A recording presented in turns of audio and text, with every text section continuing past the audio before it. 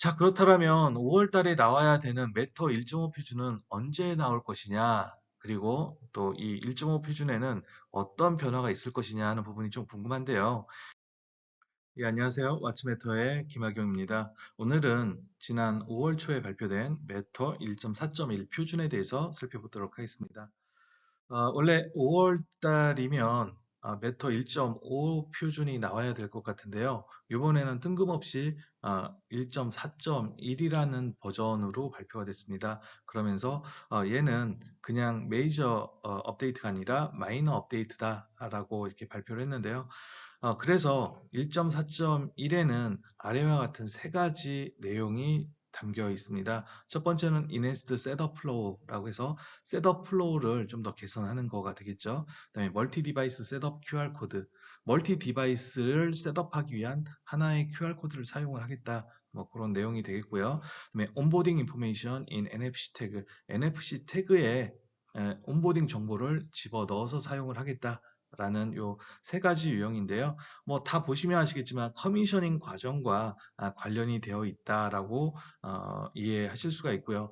커미셔닝 과정을 이렇게 개선한다는 것은 사용자들이 더 쉽게 메터 디바이스를 사용할 수 있게끔 하겠다라는 그런 의지의 표시지 않을까 그렇게 생각합니다. 저는 편의상 요 역순으로 여기 NFC에 뭐 저기 온보딩 정보를 집어넣는 것부터 설명을 해 드리도록 하겠습니다. 그리고 마지막으로 그럼 메토 1.5 표준은 언제 발표가 되고 또 거기에는 어떤 변화가 있을 것이냐하고 간단하게 살펴보고 넘어가도록 하겠습니다.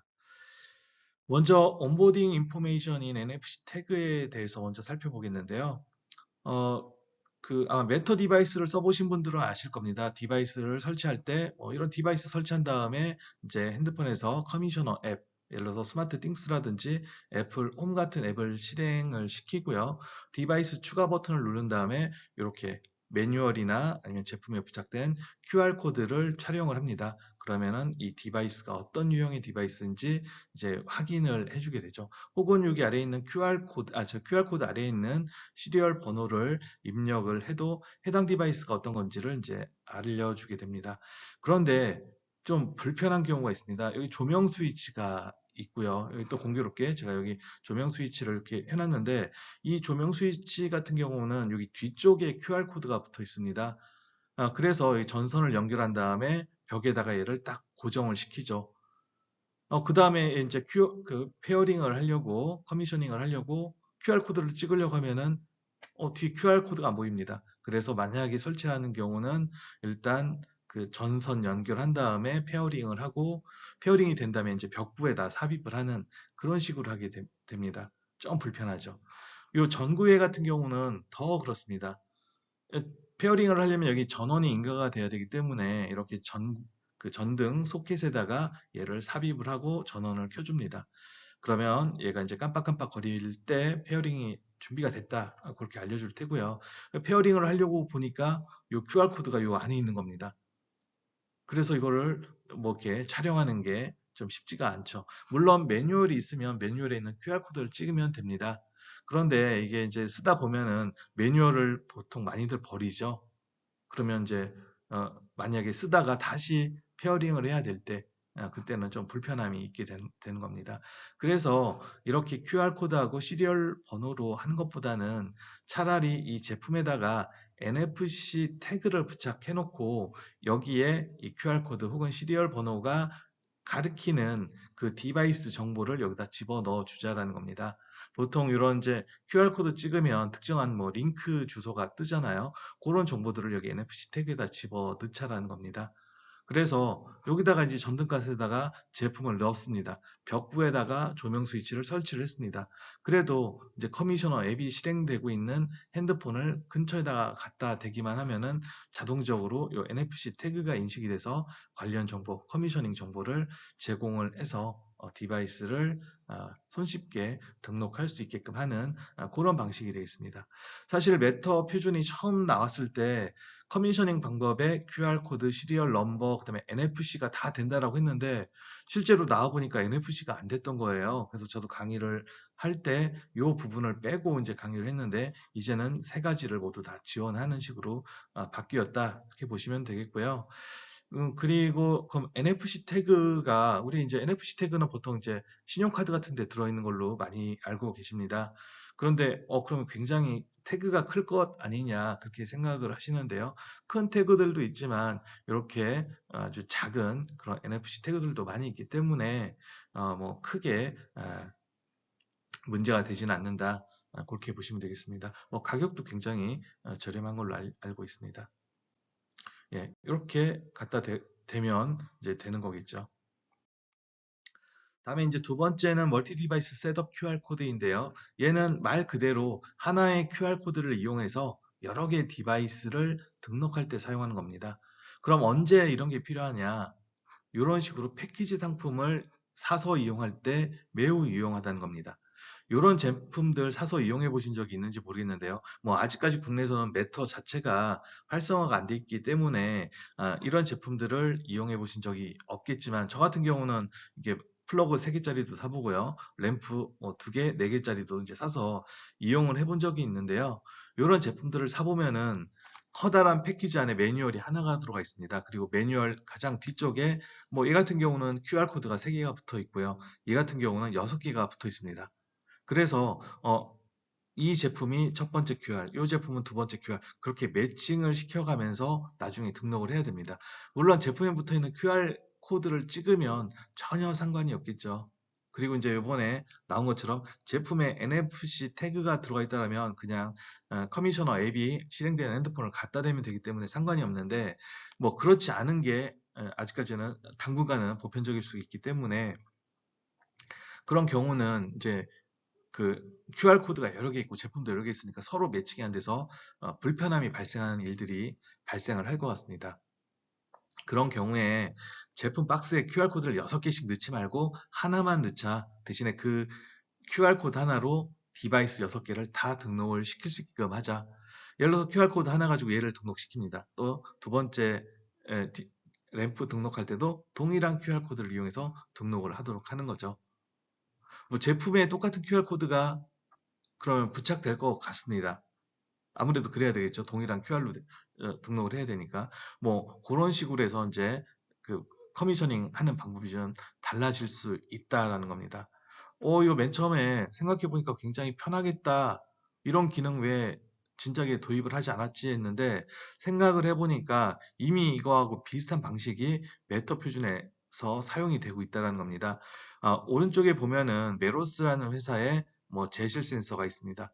프레젠스 센서, 레이더 기반의 프레젠스 센서인데 얘는 레이더 센서, 여기 레이더 센서가 있고요. 여기 그 PIR 센서, 모션 센서가 있고 그 다음에 조도 센서까지 있습니다. 위쪽에 구멍이 있어서 조도까지 측정을 하게끔 되어 있습니다. 이 디바이스는 하나고 여기 디바이스 뒤쪽에 QR코드가 하나가 있습니다. 이 QR코드 하나를 이용을 해서 세 가지 형태의 센서를 실제로는 이제 그 스마트홈 앱, 메터 앱에 이제 등록을 시키게 됩니다. 요거하고 이제 똑같은 방식이 된다는 거죠. 얘도 3개, 얘도 3개.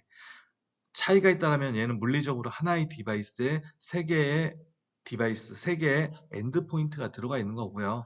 이런 경우는 하나의 디바이스에 하나의 엔드포인트가 들어가 있다. 그 정도의 차이밖에 없다라는 겁니다. 즉 기존에 이런 데 사용하던 것들을 이 멀티팩 이런 제품에다가 사용할 수 있게끔 기능을 확장시켰다. 그렇게 보시면 되겠습니다. 다음 세 번째는 Enhanced Setup Flow라는 ESF라는 이제 그 기능이 되겠는데요. 이거는 사실 제가 맨 마지막에 뺀 이유가 국내에서는 저는 이런 걸 경험해 본 적이 없었기 때문입니다. 무슨 얘기냐?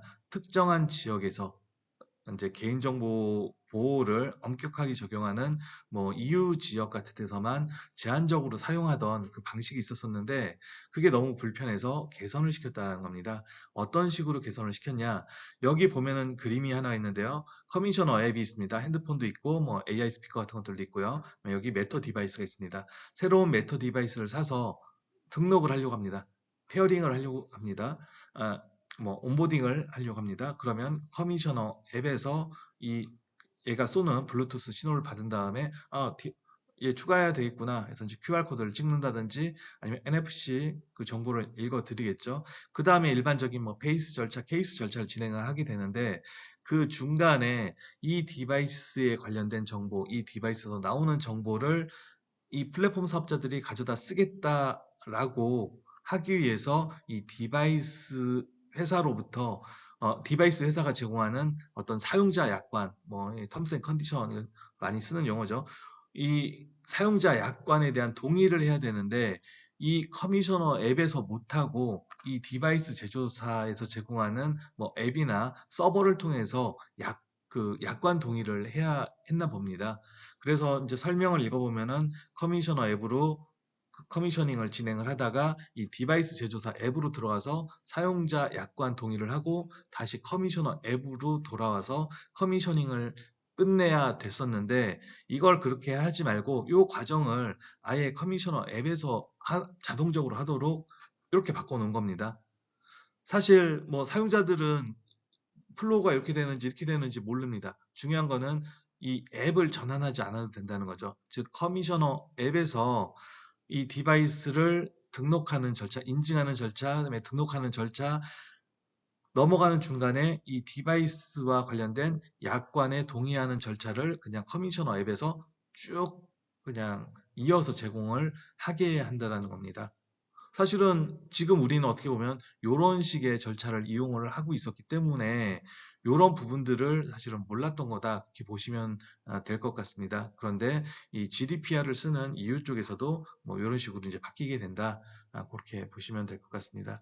어쨌거나 지금 이제 세 가지의 주요 변화 사항이 있었었는데 다 사용자들이 디바이스를 커미셔닝, 온보딩 하는 데 있어서 굉장히 편리하게끔 하는 그런 기능들이다라고 그렇게 이해를 하시면 될 것 같습니다. 자, 그렇다면 5월 달에 나와야 되는 메터 1.5 표준은 언제 나올 것이냐? 그리고 또 이 1.5 표준에는 어떤 변화가 있을 것이냐 하는 부분이 좀 궁금한데요. 이 1.5 표준은 뭐 7월 달에 나온다는 얘기도 있고 9월 달에 나온다는 얘기도 있는데 제 생각에는 일단은 9월 달에 나올 것 같고요. 그런데 9월에도 나올지 안 나올지 모릅니다. 아마 예전에 10월이나 11월에 나왔기 때문에 올해도 또 밀려서 한 10월이나 11월 정도에 나올 수도 있지 않을까 생각을 하는데 이제 3월 달에 시카고인가에서 이제 이 CSA 멤버 미팅이 있었습니다. 근데 뭐 저 이제 거기 다녀오신 분 얘기를 들어보니까 뭐 9월 달에 나올 게 유력하다 그런 얘기를 하시고요. 또 뭐 이제 신문 기사에도 이제 났는데 메터 1.5에는 그렇다면 어떤 것들이 포함이 될 거냐라고 했었을 때 카메라 유형, 그 다음에 에너지 효율화 기능 같은 것들이 예, 추가가 될 것 같다라고 합니다. 뭐 카메라 유형에 대해서는 여러 가지 형태, 카메라도 여러 가지가 있잖아요. 그냥 우리가 집에다 놓고 쓰는 일반 그런 카메라도 있을 테고요. 우리 뭐 노트북이나 핸드폰 아니면 뭐 다른 AI 스피커에 들어가 있는 그런 카메라도 있을 것 같고요. 이렇게 카메라의 유형이 여러 가지가 있기 때문에 그런 다양한 유형의 카메라를 수용하게 될 것 같다고 합니다. 사실 카메라 부분은 굉장히 중요한 부분이거든요. 스마트홈에서 가장 대표적인 기기가 카메라인데 메터 표준이 나올 때 저는 당연히 카메라부터 들어갈 줄 알았는데 얘가 들어가지 않았습니다. 그랬는데 다음 버전 나올 때 계속 안 나오다가 드디어 1.5에 이제 포함이 될 것 같은데 아마 여기에 그러니까 얘가 지금 한 처음 나온 다음에 2년 정도 늦춰지고 있거든요. 그런데 마지막으로 뭔가 정리가 안 된 부분이 있어서 아마 또 그 한 6개월 정도 더 늦춰져서 아마 출시가 되는 게 아닐까 그런 생각을 합니다. 그리고 이제 뭐 신문 보니까 이런 얘기도 나와 있습니다. 토양 센서하고 관계 시스템, 관계 시스템이라는 게 이리게이션에서 이제 뭐 정원에 물을 공급하는 그런 것들을 얘기를 하는 거거든요. 토양 센서는 그럼 물이 있는지 없는지를 측정하는 센서가 될 것 같고요. 그래서 뭐 가드닝과 관련된 디바이스들이 추가가 될 것 같다라고 이렇게 얘기를 하고 있습니다. 뭐 관계 시스템 같은 경우는 사실 그 밸브 쪽에 대한 것들은 이미 포함이 돼 있는데 뭐가 되는지 잘 모르겠습니다. 이건 나와봐야지 또 알 수 있을 것 같고요. 그다음에 클로저 형태의 디바이스도 추가가 될 것 같다라고 얘기를 합니다. 클로저라는 거는 이제 열고 닫는 그런 건데 요것도 이제 사실 잘 모르겠습니다. 왜냐면 클로저 형태가 굉장히 많아서 어떤 형태가 될지 모르겠는데 예를 들면 이제 우리나라는 상관없지만 외국 같은 경우는 차고 그런 것들도 이제 하나의 클로저가 될 거고요. 그다음에 뭐 우리 현관문 우리 스마트 도어락 같은 경우도 클로저의 일종이 될 테고 그다음에 뭐 차양도 그렇고요. 아니면 커튼도 사실은 일종의 이제 클로저 형태에 해당한다. 아, 여기 또 커튼이 나와 있네요.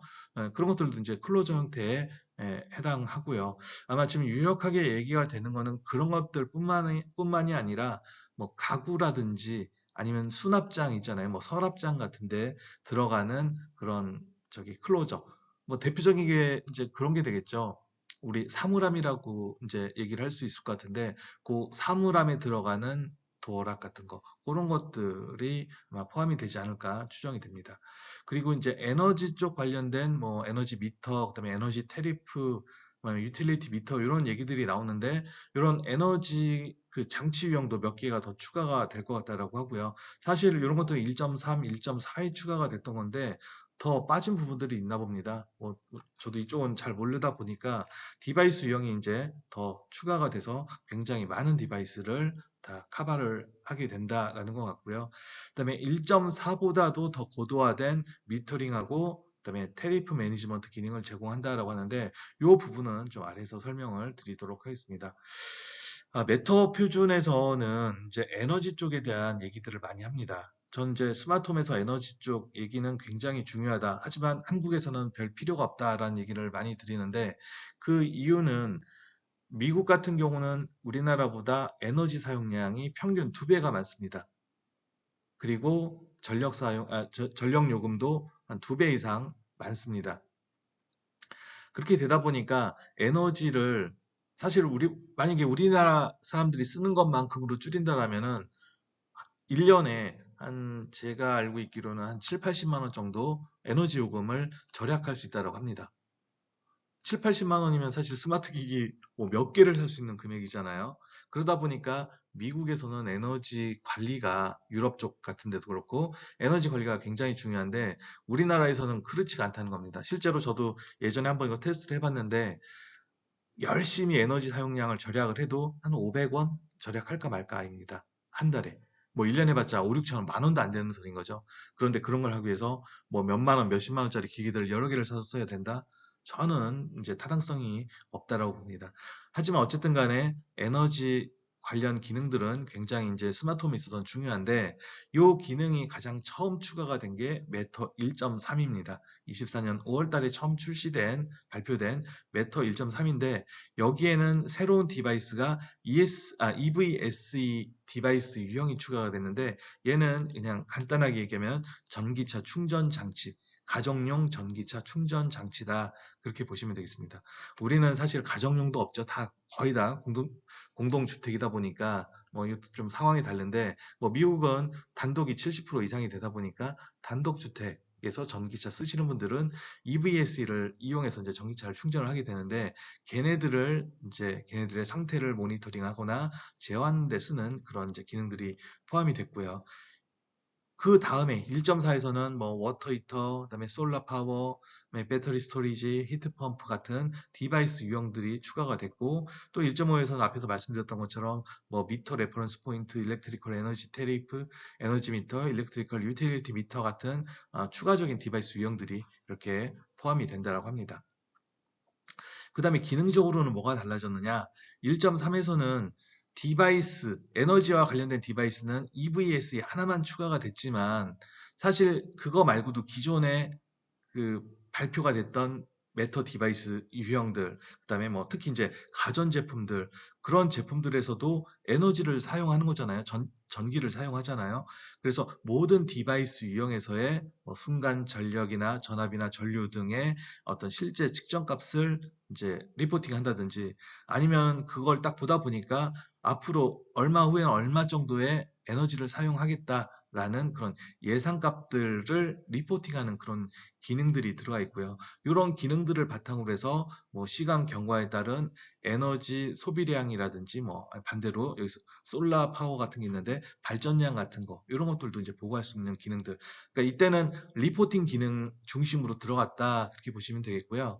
1.4에서는 사용 계획에 따라서 뭐 충전을 시작하는 시간 아니면 디바이스를 구동시키는 그런 시간을 조정한다든지 뭐 그 기기를 쓰는 피크 수요 시간 동안에 사용량을 이동시킨다든지 어떤 에너지원을 사용을 할 것인지 뭐 필요에 따라서는 10시까지는 A 전력사 전기를 쓰다가 10시부터는